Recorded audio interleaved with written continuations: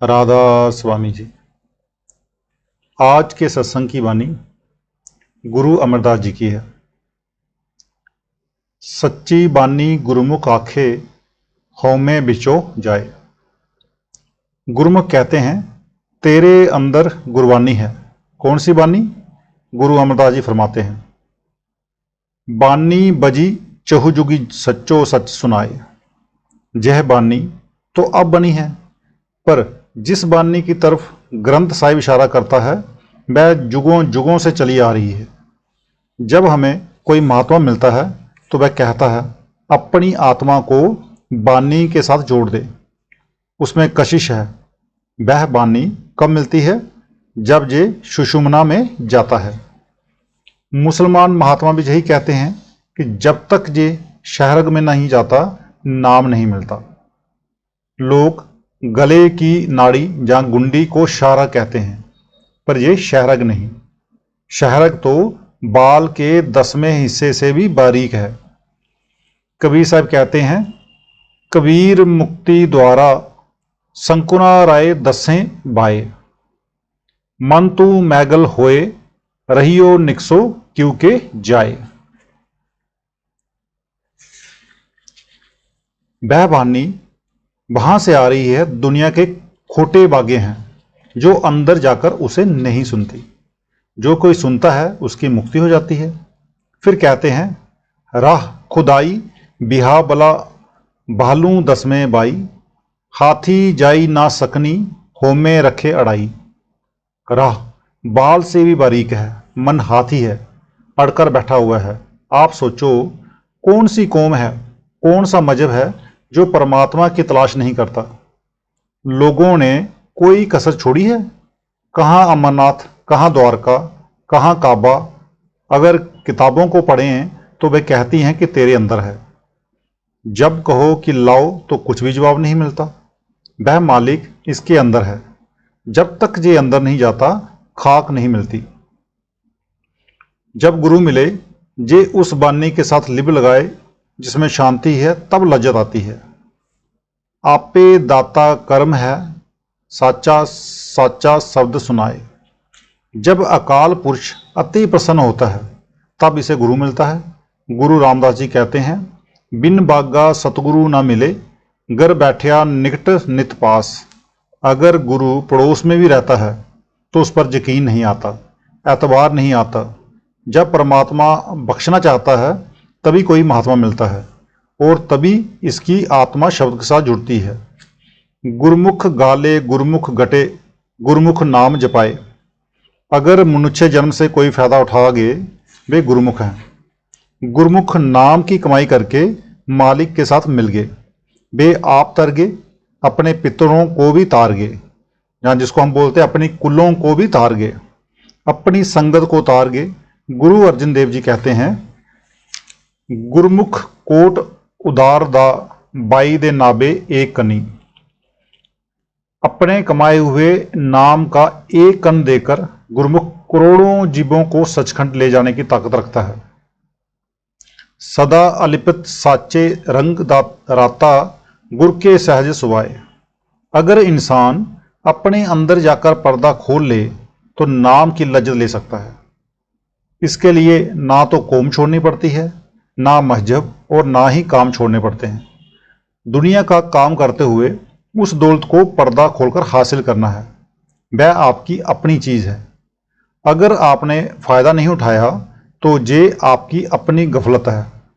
पैसा खर्च नहीं होगा, बाहर से ढूंढना नहीं पड़ता है, आपके अंदर।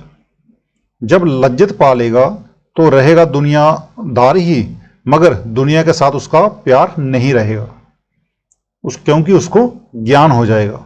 दुनिया आपकी सेवा के लिए है, इससे काम लो। अब दुनिया के साथ प्यार नहीं करता, उसका प्यार किसके साथ है?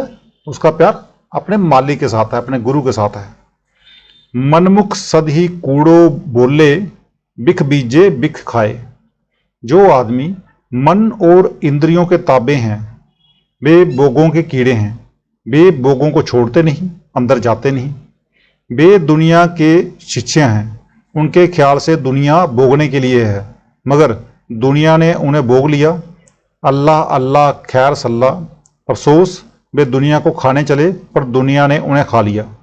लोग अमृत की तलाश दुनिया के बोगों में करते हैं।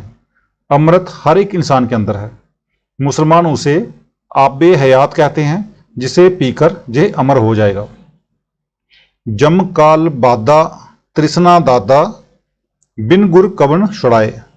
जब मौत का वक्त आया, जो चोरियां ठगियां बेशुमार पाप किए थे, उन सब बुरे कर्मों का निचोड़ निकालकर बुद्धि बनी। बुद्धि के अनुसार प्रारब्ध बना और प्रारब्ध बनकर अगला जन्म हुआ। मौत आई, जमदूत पकड़ कर ले गए। रिश्तेदार पास बैठे रह गए। उन्हें इतना भी पता नहीं लगा कि कौन रूह को पकड़ कर ले गया और किस राह ले गया। ये शरीर इसके साथ नहीं जाता। अब विचार करने वाली बात है कि जब शरीर जिसके लिए हम इतने झगड़े करते हैं साथ नहीं जाता, तो फिर इतने झगड़े क्यों? इसके साथ जाने वाली चीज सिर्फ पूर्ण सतगुरु और नाम है। इसके सच्चे रिश्तेदार सतगुरु और नाम है। अभ्यासी की मौत के वक्त जमदूत नहीं आते। अगर जमदूतों के साथ ही जाना है तो नाम को दूर से ही सलाम। अगर सतगुरु शिष्य की मौत के वक्त संभाल नहीं करेगा तो ऐसे मुर्शिद की जरूरत नहीं। दुनिया में ऐसा कोई नहीं जो मौत के वक्त काम आए। अगर कोई है तो नाम और मुर्शिद यानी कि गुरु। नाम अंदर है और उसका भेद कामिल मुर्शिद यानी कि पूरे गुरु से मिलता है। सच्चा तीर्थ जित सत सर नावन गुरमुख आप बुझाए। बाहर के तीर्थों में नहाने से शरीर की मैल उतरती है, पापों की मैल नहीं उतरती। कहते हैं जिस तीर्थ पर नहाने से मुक्ति होती है वह इसके अंदर है। उसे मानसरोवर कहते हैं, सच्चा तीर्थ कहते हैं। जब तक उसमें जाकर स्नान नहीं करता कर्म नाश नहीं होते। जो असली राज है वह आदमी के अंदर है। जिस तीर्थ में नहाने से जन्मों जन्मों के पाप उतर जाते हैं वह इंसान के अंदर है, मगर आंखों के पीछे पर्दा लगाकर इसे बाहर निकाला हुआ है। जय सारी उम्र बाहर ही बाहर रहा। जब तक कोई रूहानी मंडलों पर जाने वाला पूर्ण महात्मा कामिल मुर्शिद इसे रास्ता नहीं बताता, जे मेहनत करके 9 दरवाजे खाली करके सूरज मंडल, तारा मंडल और चंद्रमा मंडल पार करके ऊपर नहीं चला जाता, मुक्ति नहीं होती।